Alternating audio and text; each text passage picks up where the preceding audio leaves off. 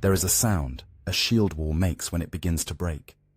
Not the crash of the initial collision, nor the screaming of wounded men, but something quieter, a creaking, like ice on a winter pond when you step too far from shore.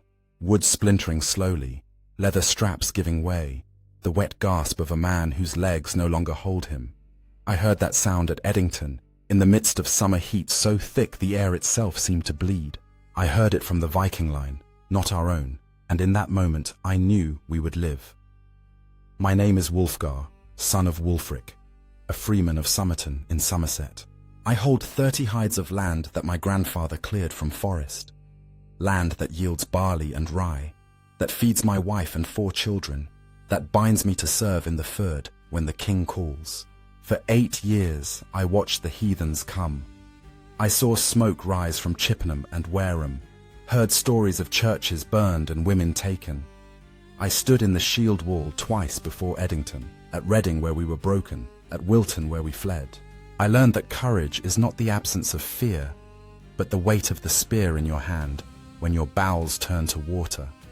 The pressure of the man behind you pushing you forward when everything in you screams to run. And I learned that a kingdom can die, can come so close to death that even its king hides in marsh reeds like a hunted animal, eating eels and praying for spring. I see them now, the Danes, across the sloping ground at Edington, perhaps 2,000 men in their shield wall, the sun bright on their painted shields and mail. Our line is longer, thinner. Farm boys and craftsmen called from 3 shires, pressed shoulder to shoulder with men we met 3 days past. My shield overlaps with Tenric's on my left, a weaver from Frome whose hands shake so badly I can feel it through the linden wood. On my right stands Beornwulf, my neighbour, who helped me thresh last autumn and who will die before noon with a Danish axe through his skull, though neither of us knows it yet. The morning began before dawn, with Alfred moving among the ranks. I saw him pass 20 paces from where I stood, a tall man grown gaunt from his winter in the marshes. His hair longer than a king should be, shot through with grey though he is not yet 30. He wore mail that had been in water too long, dark with rust at the rings, and he carried a sword with a bronze pommel shaped like a boar's head. He did not give a speech. He simply walked the line, touching shoulders, meeting eyes, and men stopped shaking. That is kingship, I think. Not the crown or the hall or the treasure giving, but the ability to make frightened men believe they can stand. We had arrived at this place, this gently rising ground south of the ridge, in the grey light just after dawn. The Danes were already formed, had been since first light, and I remember thinking they looked rested, well-fed, confident. Why wouldn't they be? 6 months ago they held all of Wessex in their fist. They feasted in our king's own hall at Chippenham, while Alfred scraped out existence in the swamp. They thought us broken. They were wrong, but only barely. I had seen Alfred before this morning, but only from a distance. The first time was at Egbert's stone, 3 days past, when I came with the Somerset fyrd to answer his call. That gathering, that moment when we came through the trees at Selwood and saw the king's banner flying and heard the roar of thousands of voices, that was when I first believed we might survive. But I must tell you how we came to Egbert's stone, because you cannot understand the battle without understanding the winter that preceded it, the months when Wessex held its breath and waited to die. It was 12th night when the Danes came to Chippenham. I was home in Somerton, 8 miles south, when the news arrived. My neighbour Osric rode in from the north just after dawn, his horse lathered, his face grey. The king had been at Chippenham for Christmas, he said, celebrating with his thanes and their families, when Guthrum's army appeared out of the winter dark. No warning, no scouts reporting their approach, just Vikings pouring through the gates in the hours before dawn, cutting down the watch, firing the guest halls. Alfred escaped with perhaps 24 men, fleeing south on whatever horses they could find, the Danes howling behind them like wolves who've scented blood. For weeks we heard nothing certain. Rumour said the king was dead, or captured, or fled overseas to Francia.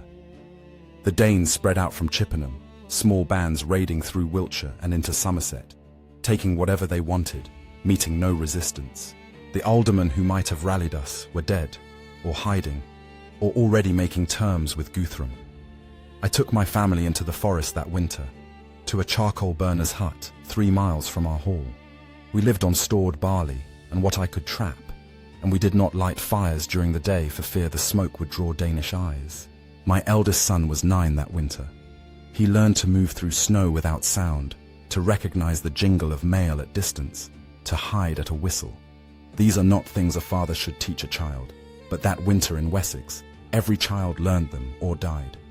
It was March, as the days began to lengthen, when the first whispers came. The king lived. He was in the marshes at Athelney, in the great flat wetlands, where the rivers Tone and Parrett meet the sea, where the ground is more water than earth, and where an army cannot easily follow. He was building a fort there, gathering men, raiding out at night against Danish patrols. It seemed impossible, a desperate hope we clung to because the alternative was despair. But then Odder, the ealdorman of Somerset, sent word through the reeves. Alfred was calling for the fyrd to muster after Easter at Egbert's stone, on the border where Somerset, Wiltshire and Hampshire meet. Every able man, he said, every freeman who could carry a spear. Come to the stone, and we would have a king again. I remember the morning I left. It was the day after Low Sunday, early May, the apple trees in blossom, and the barley green in the fields. My wife Edgith packed me oatcakes and hard cheese, and she did not weep, though I saw the tears she held back. Our children stood in the doorway of our hall. We had returned from the forest a month before, and I knelt and told them I would come home. My youngest daughter, barely 5, asked if I was going to kill the bad men.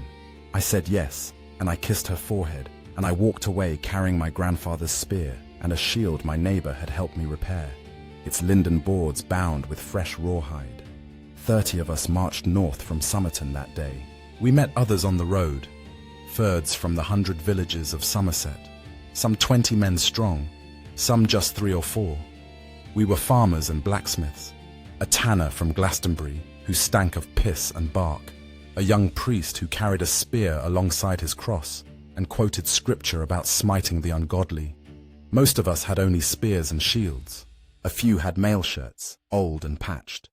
Fewer still had swords. But we had come, and as we marched north and east towards Selwood Forest, our numbers grew. By the time we reached the forest edge, we were perhaps 800 men from Somerset alone. And then we saw the others. We came through the trees onto open ground, and there was Egbert's stone, a great grey boulder half as tall as a man, ancient beyond memory, marking the meeting place of 3 shires. And around it, stretching across the meadows, were fyrds from Wiltshire and Hampshire, thousands upon thousands of men, more than I had ever seen gathered in one place. Banners flew above the crowd, the dragon of Wessex stitched in red on white cloth, and when they saw us emerge from the trees, the roar that went up shook the ground. I wept then, and I was not alone. We had thought ourselves the last, the desperate remnant of a dying kingdom. Instead, we were an army. Alfred appeared on horseback as the sun reached its height. He rode to the stone and dismounted, and the noise of the crowd fell to silence so complete I could hear larks singing in the distance. He climbed onto the stone, this tall, gaunt king in rust-stained mail, and he raised his sword above his head. He spoke then, and though I was too far to hear every word, those around me repeated what he said, passing it back through the ranks. He thanked God for our deliverance. He said the heathens had thought us broken, but we stood here proof that Wessex endured. He said we would march to meet Guthrum, and we would drive the Danes from our land or die in the trying, and either way we would die free men in the sight of God. When he finished, the roar returned, louder than before, and I shouted until my throat was raw, and Henrik the weaver beside me was laughing and crying at once. We marched east that afternoon, an army of perhaps 4,000 men. We camped that night at a place called Ely Oak, a day's march from where the Danes were said to be gathering. Alfred sent scouts forward. We built fires and ate what we had brought, and men sang old songs about victories over the Britons in our grandfather's time. I slept little, lying on the ground wrapped in my cloak, listening to Beornwulf snore beside me and wondering if I would see my children again. The next morning, we formed the shield wall. The Danes were waiting for us on the ridge near Ethandun, and we arrayed ourselves on the slope below. The placement mattered less than you might think. Both sides wanted the same thing, to close and settle it with spear and axe. The shield wall is not a place for clever tactics. It is a place where men stand packed shoulder to shoulder, shields overlapping, and push forward into the enemy line until one side breaks. The front rank holds spears overhand, thrusting over the shield tops. The men behind push, adding their weight, and reach through gaps to stab. If a man falls, the man behind steps over him to fill the gap. If the line breaks, if men begin to pull back instead of pushing forward, the wall collapses and the killing starts in earnest. I had stood in the wall before, so I knew what was coming, but knowing does not make it easier. We advanced upslope toward the Danish line at a walk, shields raised, spears angled forward. The Danes were chanting, a deep rhythmic pounding of spear butts against shields that sounded like distant thunder. I could see their faces now, bearded, grinning, many of them tattooed in blue patterns across their cheeks and foreheads. They wore better mail than we did, carried heavier axes, and some of their front ranks had swords with hilts wrapped in silver wire that caught the sun. They looked like warriors. We looked like farmers. But there were more of us, and we were fighting for our homes. And when the lines met, the world became a chaos of splintering wood and screaming men, and the iron stink of blood in the hot May air. The impact drove the air from my lungs. The man in front of me, a Dane with yellow braids and a scar through his lip, thrust his spear at my face. I caught it on my shield and felt the point punch through the wood, scraping past my left ear close enough to draw blood. I shoved forward, got my own spear over the rim of my shield, drove it at his throat. He twisted, and the point skidded off the mail at his shoulder. Behind me, someone was screaming the Lord's Prayer at the top of his lungs. To my left, I heard Cenric grunt, and out of the corner of my eye, I saw his spear come back bloody. The Danish line held. Their second rank was pushing hard, trying to drive us back down the slope, and for long minutes we were locked in place, neither side gaining, just the awful grinding pressure of hundreds of men shoving against hundreds of others, spears darting in and out, shields splintering, men falling and being trampled underfoot. I don't know how long we stood there. Time loses meaning in the wall.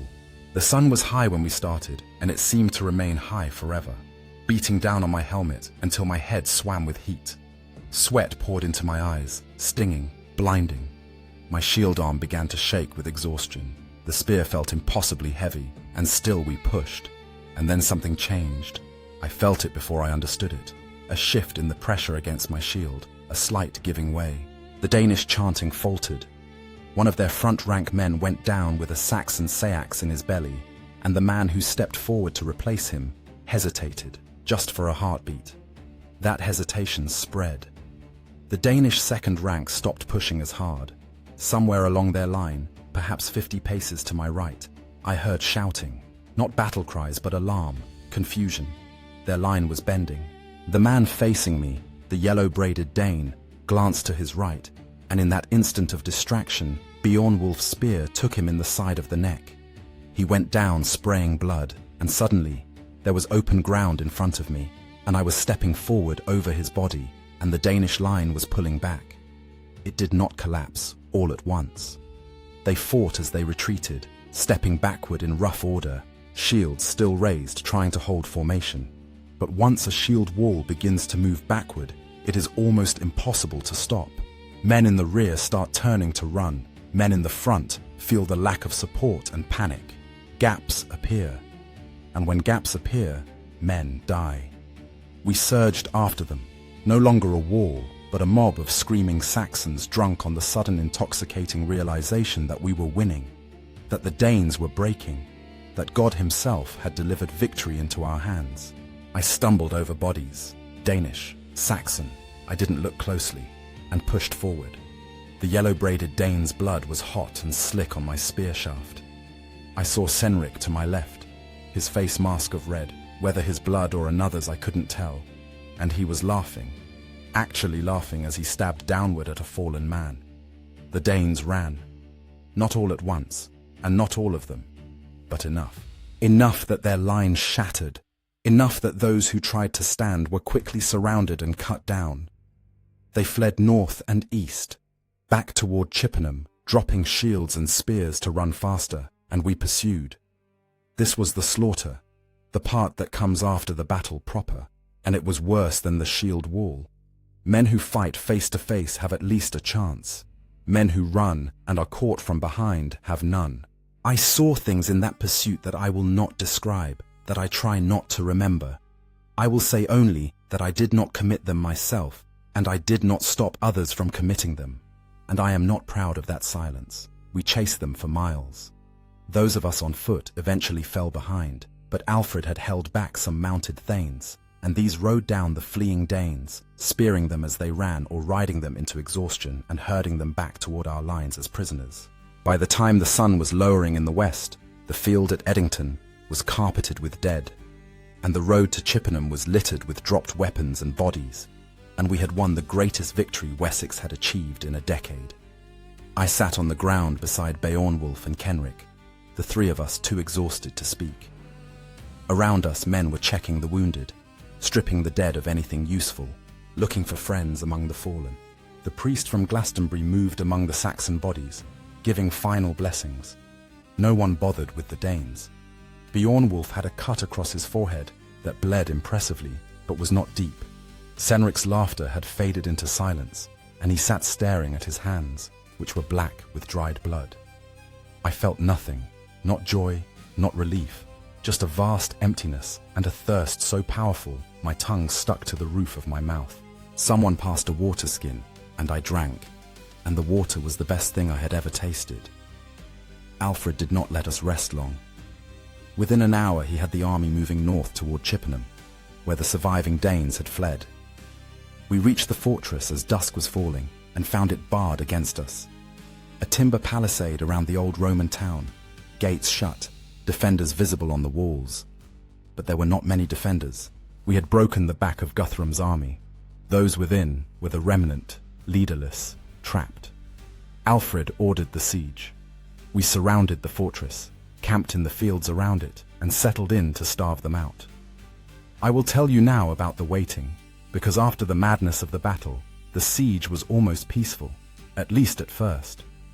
We dug latrines, built shelters from cut branches and stolen thatch, foraged for food in the surrounding countryside. The Danes had lived off this land for 6 months, so there was not much left, but we found enough. And more supplies came from the south, wagons of grain and salted fish sent by the ealdormen now that they were certain we had won. The Danes inside Chippenham tried a sortie on the 3rd day, a desperate rush at our lines just after dawn. We beat them back easily, killed perhaps 24, and after that they did not try again. We settled into routine.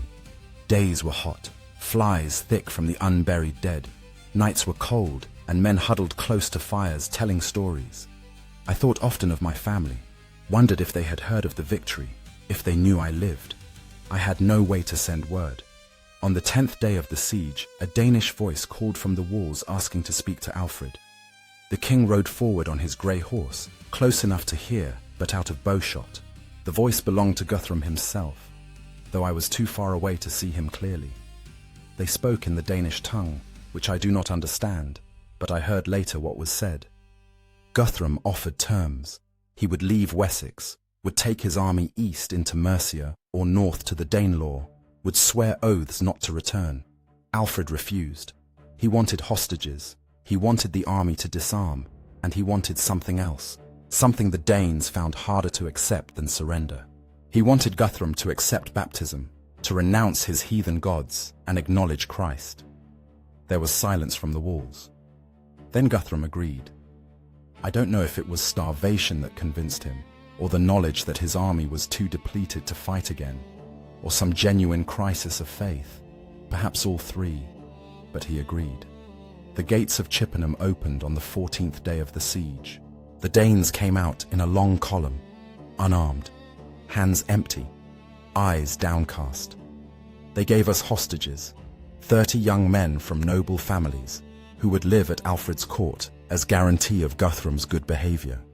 They gave up weapons and mail, cartloads of iron and steel that we piled in the fields. And Guthrum himself, a huge man with a grey-streaked beard and arms thick as oak branches, came and knelt before Alfred and bowed his head.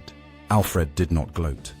He raised Guthrum to his feet, embraced him as a brother, and announced that the baptism would take place at Aller, near the marshes of Athelney, in 3 weeks' time on the Feast of Pentecost. The army was dismissed. The Fyrds were released to return home. The crisis ended. I walked south from Chippenham with Kenric and Beornwulf and the other men of Somerton, following the roads we had marched north on what seemed a lifetime ago. It was early June. The wheat was growing in the fields, and the world was green and alive, and it was hard to believe that a month ago we had been hiding in forests, certain that Wessex would fall. We sang as we walked, old hymns mostly, and we did not talk about what we had seen. Some things are better left unspoken. I was home by the Feast of Pentecost, in time to see the barley ripening, and to hold my children, and to sleep in my own bed beside my wife. But I did not go to Aller, did not witness Guthrum's baptism, though I heard of it later from those who were there. I will tell you what they told me, because it matters to the story, because it marks the moment when everything truly changed. Aller is a small place in the marshes east of Athelney, where Alfred had hidden that terrible winter. The church there is tiny, built of wood with a thatched roof, and it stands on a low rise surrounded by reeds and waterways. On the day of Pentecost, it was packed with witnesses, thanes and ealdormen, priests and monks, common folk from the surrounding villages who had come to see a Danish warlord humbled before God.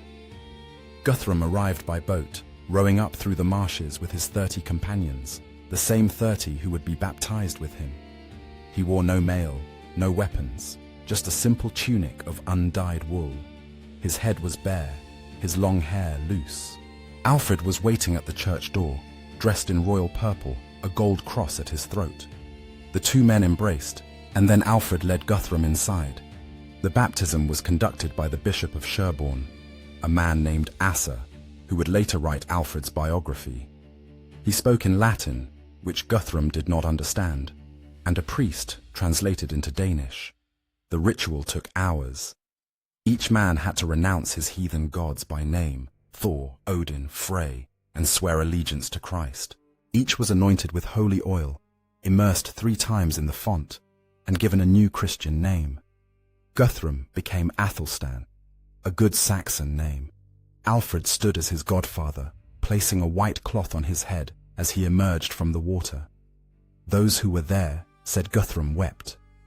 Whether from genuine conversion or from the humiliation of defeat, no one could say. But he wept, and he swore his oath, and when the ceremony was finished, Alfred gave him gifts: a sword with a silver hilt, a mail coat, a gold arm ring worth a king's ransom, and then he let him go. The Danes left Wessex that summer. They went first to Cirencester in Mercia, where they stayed a year, and then to East Anglia, where Guthrum ruled as king until his death 12 years later. He kept his oath. He never returned to Wessex in war, and the border between his kingdom and Alfred's became the Danelaw, the line between English and Dane that would define Britain for generations. But I am getting ahead of myself. In the summer of 878, I knew none of this future.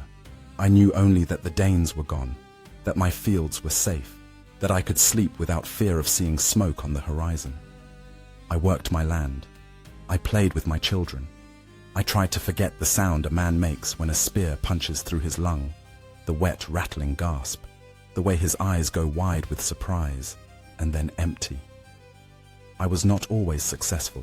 Beornwulf and I drank together sometimes, sitting outside my hall as the sun went down, and we did not talk about Edington, but we both thought about it. I could see it in his eyes, the same shadows I felt in my own. Cenric was worse. The weaver had killed at least 3 men that I saw, maybe more, and the laughter that had possessed him during the rout did not entirely leave him after. He would sometimes begin giggling for no reason, and then catch himself and fall silent, his face ashamed. By autumn, he had left Frome, gone to a monastery at Glastonbury, seeking peace in prayer. I do not know if he found it. There is a weight that comes with killing, even when the killing is just, even when it is necessary to defend your home and family. No priest's blessing entirely lifts that weight. You carry it. You learn to live with it. You try to be a good man, despite it. The year turned. Winter came and went, milder than the last, and in spring the fields were planted again. We heard news from time to time. The Danes were still at Cirencester. Alfred was building fortified towns called burhs across Wessex. The border with the Danelaw was being surveyed and marked. Life continued. And then, in the summer of 879, a messenger came to Somerton. The king was calling for the fyrd again. My heart sank when I heard. I had thought it was over, that Edington had ended it. But the Danes were raiding again. Different Danes this time, a new army that had landed in Kent and was pushing west. Alfred needed men to garrison his new burhs, to patrol the borders, to stand ready in case the peace broke. I went, of course. My fyrd obligation bound me, and more than that, I owed Alfred my life, my family's lives, the security that let me sleep at night. I took up my spear again, kissed my wife goodbye again, and marched north again. But this time was different. This time we did not march to battle. We marched to a burh Alfred had built at Athelney, the place where he had hidden that dark winter. It was a fortress now, timber walls on an earthen mound, surrounded by a palisade and ditch. Inside were barracks for a permanent garrison, a hall, a church. I was assigned to serve 3 months there, part of a rotation of fyrdmen who would man the walls and patrol the marshes. It was during those months that I came to understand what Alfred had truly accomplished. He had not just won a battle, he had rebuilt a kingdom. I saw it in the organization of the burhs, each one a day's march from the next, each one capable of sheltering the surrounding population in case of attack. I saw it in the law codes he was writing, establishing justice and order where there had been chaos. I saw it in the way he moved among common folk without fear, listening to their complaints, settling disputes, making himself visible and accessible in a way few kings did. One day he came to Athelney to inspect the garrison. I was on wall duty, and he climbed the rampart and stood beside me, looking out over the marshes where he had nearly died. He did not speak for a long time, just stood there, his hands on the palisade, his eyes distant. Finally he turned to me and asked my name. I told him, Wulfgar of Somerton. He asked if I had been at Edington. I said yes. He gripped my shoulder, a brief hard pressure, and said, "Thank you." Then he moved on to the next man. It was nothing, a moment that lasted heartbeats, but I have remembered it for 40 years. By the time my 3 months were finished, the new Danish threat had been turned back. They had been defeated in Kent, had retreated to Francia, and the peace held. I went home to Somerton for what I thought was the last time. I was wrong. Over the next decade, I was called to serve 3 more times. Once when another Danish fleet appeared off the coast, once to help build a new burh at Langport, once to suppress a rebellion by a Mercian ealdorman who thought Alfred had grown too powerful. But never again did I stand in a shield wall. Never again did I kill a man face to face. For that, I am grateful. The years passed, my children grew. My eldest son took over more and more of the farm work as my joints stiffened and my back bent. I grew grey, then white.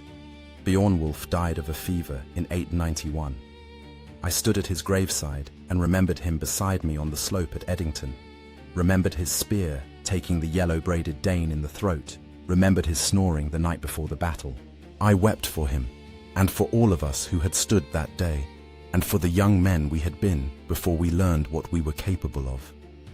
Alfred died in 899, in his bed at Winchester, surrounded by his children. He was 50 years old. His son Edward succeeded him, and Edward's son Athelstan after that. And it was Athelstan who finally united all of England under one crown, who made real the dream his grandfather had fought for at Edington. But that is another story. Guthrum, Athelstan, as we learned to call him, died in 890, still ruling in East Anglia, still keeping the peace he had sworn. I heard he was buried with Christian rites, that a church was built over his grave, that he died reconciled to the God he had once mocked. I do not know if this is true, but I choose to believe it, because I want to believe that the baptism at Allah meant something, that the mercy Alfred showed was not wasted, that redemption is possible even for those who have done terrible things. I need to believe this, because of what I did in the pursuit after Edington, the things I saw and did not stop, the silences I kept. If Guthrum could find grace, perhaps there is grace for me as well. I am an old man now, too old to lift a spear, too old to march.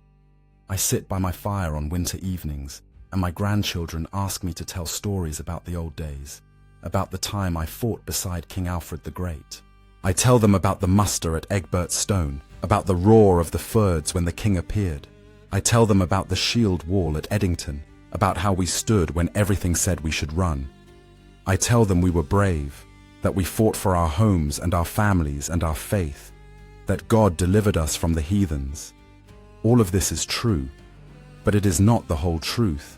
The whole truth is more complicated, darker, harder to hold. The whole truth is that we were terrified, that the shield wall was not glorious, but horrifying, a place where men screamed and bled and fouled themselves with fear, that the victory was necessary and just, and still required us to do things that haunt me 4 decades later, that the Danes were not demons, but men, who fought for their own reasons, who loved and feared and suffered just as we did. That war, even righteous war, diminishes everyone it touches, but I do not tell my grandchildren this. They are young. There is time enough for them to learn darkness. For now, let them have the simple story, the tale of good King Alfred and the faithful Fyrd, who saved Wessex from the heathens. Let them believe in clear heroes and villains, in righteous battle and divine deliverance. Let them sleep peacefully in their beds, as I could not sleep for years after Edington, as I sometimes still cannot sleep when the dreams come. I have worked my land for 40 years since that day. I have seen my children marry and my grandchildren born. I have seen Wessex grow strong and prosperous, have seen English kings rule where Danish jarls once plundered. I have lived long enough to see that what we bought with blood at Edington was not wasted, that the sacrifice mattered, that the kingdom we saved became something worth saving. And yet on quiet mornings when the mist rises from the fields, when the light slants golden across the barley, the way it did on that May morning in 878, I am back there. I feel the weight of the shield on my arm, hear the Danish chanting, smell the iron stink of blood. I see the yellow-braided Dane fall with Beornwulf's spear in his throat. I hear the creaking sound of their line beginning to break, and I am grateful, desperately grateful, that my grandchildren will never need to know these things firsthand, that the peace we won has held long enough for them to grow up safe. That is what Edington means to me now, 40 years later. Not glory, not triumph, but the quiet, ordinary miracle of children playing in fields that will not burn, of harvests gathered without fear, of sleep untroubled by the sound of distant horns. We paid for that peace in blood and nightmares, and it was worth the price. But I am glad, so glad, that the price is not asked of every generation, that my grandsons will be farmers only, not fyrdmen, that they will know spears only as tools for hunting boar, not as instruments for killing their fellow men. There are moments from that time that return to me with such clarity they might have happened yesterday. I will tell you of them now, because they are the memories that matter most, the ones I carry with me toward whatever waits beyond this life. I remember the night before we marched from Egbert's stone toward Edington.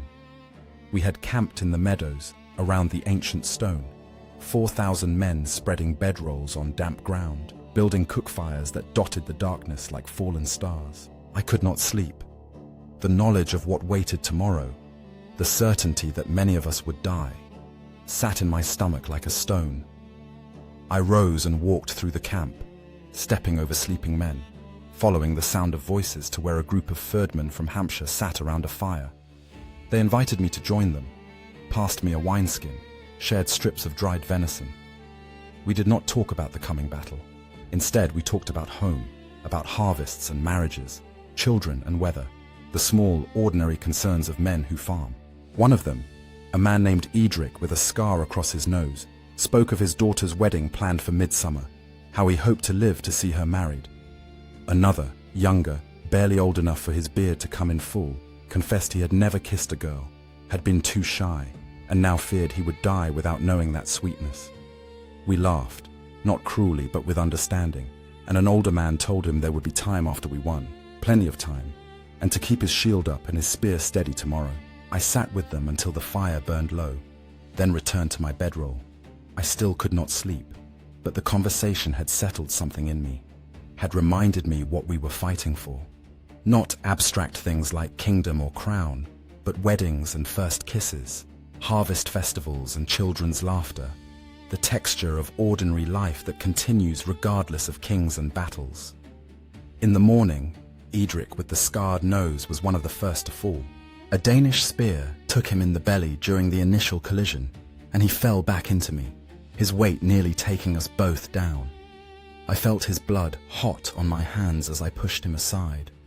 There was no time to tend the wounded in the shield wall, no time for gentleness. He was alive when I stepped over him, screaming. I do not know if he survived. After the battle I looked for him, but never found him, not among the living or the dead I could see. Perhaps someone carried him away. Perhaps he died in the grass beyond the fighting. Perhaps he lived and made it home in time for his daughter's wedding after all. I choose to believe this last, though I have no reason to. The young man who feared dying unkissed survived. I saw him after the battle, sitting dazed beside a pile of captured Danish shields, blood drying on his tunic. Not his blood. He was unwounded. We did not speak. I remember the pursuit, the miles of chase north from Edington toward Chippenham. I was among those on foot, so I did not catch many fleeing Danes myself, but I passed the results of the mounted thane's work, bodies every few hundred paces, most of them cut down from behind, struck in the back or the neck as they ran. Some were still alive when I passed, crawling or crying out for water. I gave water to one, a boy perhaps 16 with yellow hair and blue eyes gone wide with shock. He had been speared through the lower back, and his legs did not work. He drank, said something in Danish I did not understand, and I left him there. I told myself someone else would tend him, though I knew no one would. I told myself he was the enemy, that his fellows had burned churches and killed innocents, that he deserved no mercy. I told myself many things, but I gave him water, and I think of him sometimes, that boy with the yellow hair, and I wonder if the water I gave him bought me anything when I stand before God's judgment. Probably not, but I gave it anyway. There was a moment during the siege of Chippenham, perhaps a week into the waiting, when I was on watch at night. The moon was nearly full, bright enough to read by, and I could see the Danish palisade clearly across the open ground, could see the shape of sentries moving on their walls just as I moved on ours. One of them was directly across from me, perhaps 100 paces distant. Too far to make out his face, but close enough to see he was tall, broad-shouldered, that he leaned on his spear with the weariness of a man who had been standing too long.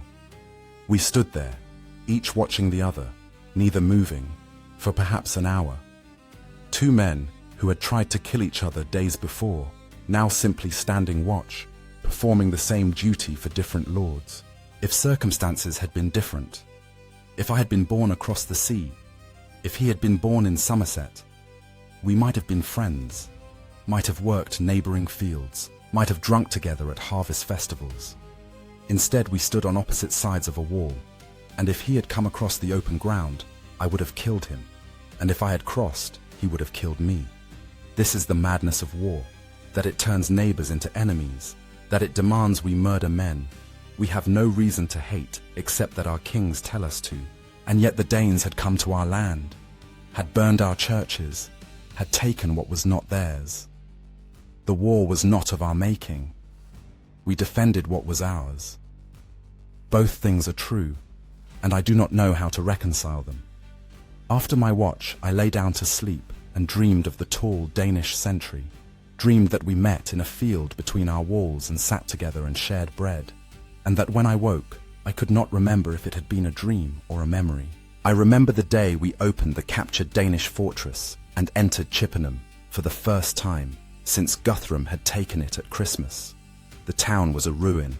The Danes had torn down half the buildings for firewood, had used the church as a stable, had fouled the well with refuse. But worse than the physical destruction was the evidence of what had happened to those who could not flee. We found bodies in a cellar beneath what had been the king's hall, women and children who had hidden there and been walled up and forgotten, dead for months. I will not describe what months of death in a sealed cellar does to human bodies. I will say only that I vomited, and that I was not alone, and that the men who unsealed that cellar were not gentle with the Danish prisoners after. Alfred ordered the town cleaned and reconsecrated. The church was scrubbed, the well purified, the bodies given Christian burial. He did this himself, personally supervising, and I remember watching him kneel in the church and pray for hours, his lips moving in silent words I could not hear. What does a king pray for after such things? For victory, for justice, for the souls of the dead, for the strength to show mercy to the men who did this? I do not know, but he prayed, and then he rose, and then he offered Guthrum baptism instead of death, and I marvel at that to this day. I could not have done it. If the choice had been mine, I would have hanged every Dane in Chippenham and salted the ground with their ashes. But I am not a king, and Alfred was, and perhaps that is why he is called the Great. And I am simply Wulfgar, a fyrdman who did what he was told and tried not to think too much about what it meant. I remember, years later, meeting a Dane from the Danelaw at a market in Bath. We were both old by then, grey-haired, and we got to talking over cups of ale. He had been at Edington, he said, had fought in Guthrum's shield wall. I told him I had been there too, on the other side. We looked at each other for a long moment, and then we laughed. Helpless laughter tinged with something darker. We compared scars. He had lost 3 fingers on his left hand to a Saxon blade. I showed him the puckered mark on my shoulder, where a Danish spear had found a gap in borrowed mail.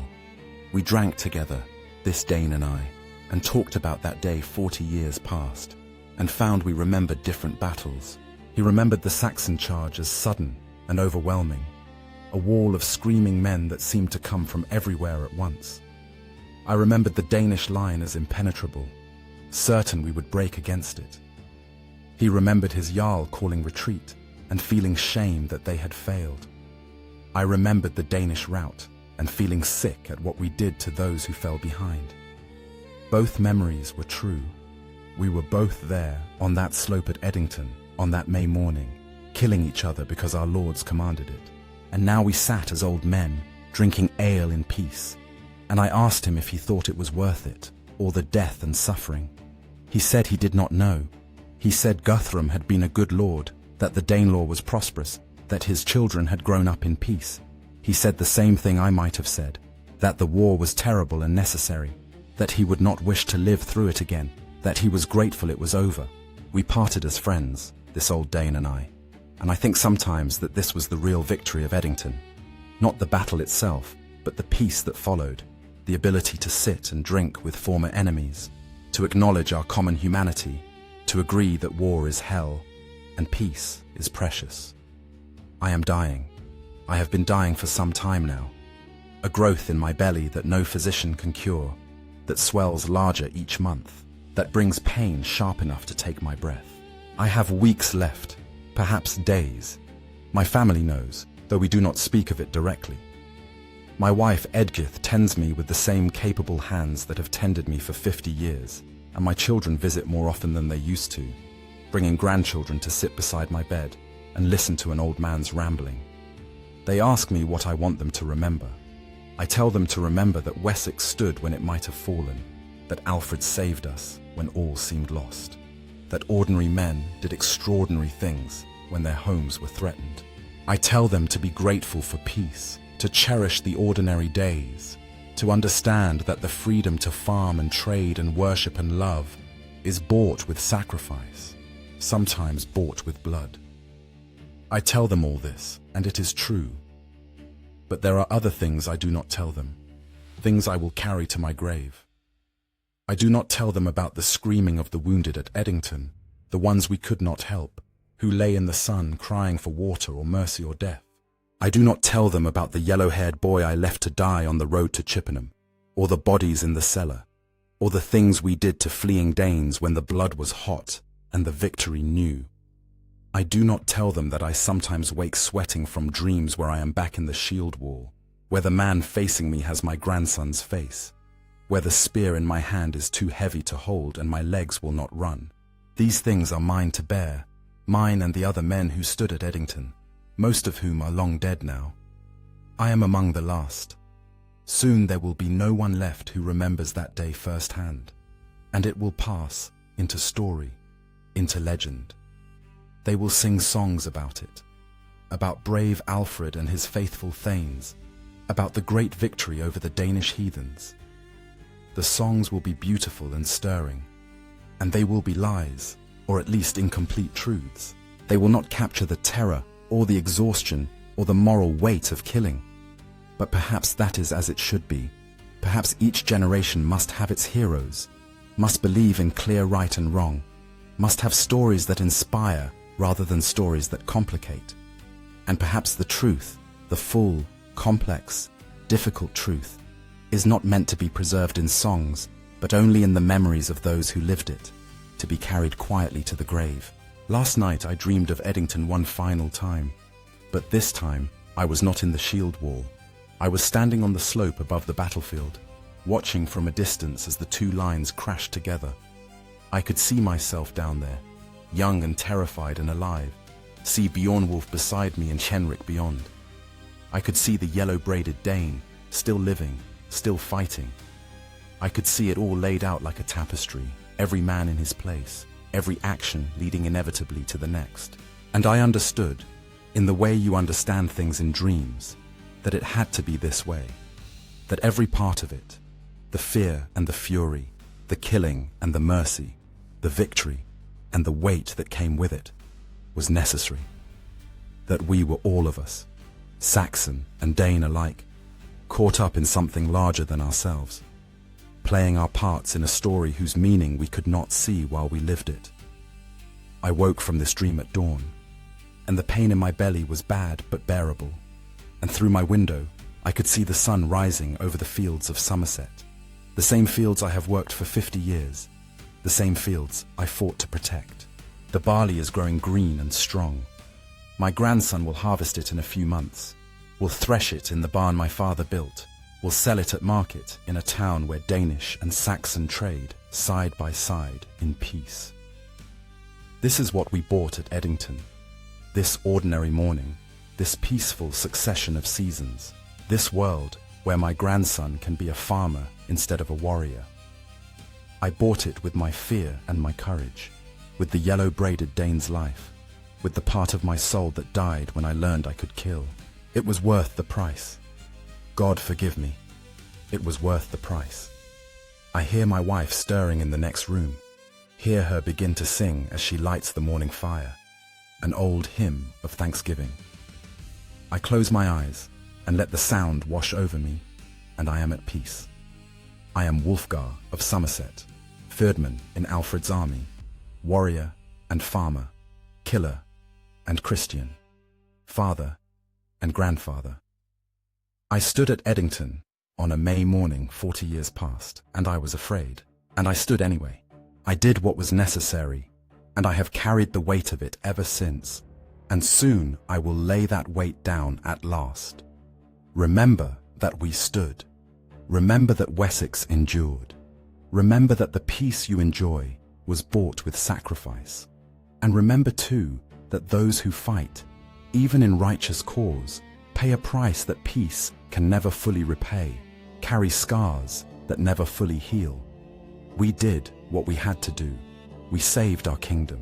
And God willing, we saved it well enough that you will never have to do the same. This is my testimony. This is what I witnessed. This is the truth of Edington, as I lived it and as I remember it, told here at the end of my days, so that someone, somewhere, might understand what it cost. The battle was glorious, necessary, and terrible. The victory was complete and hollow.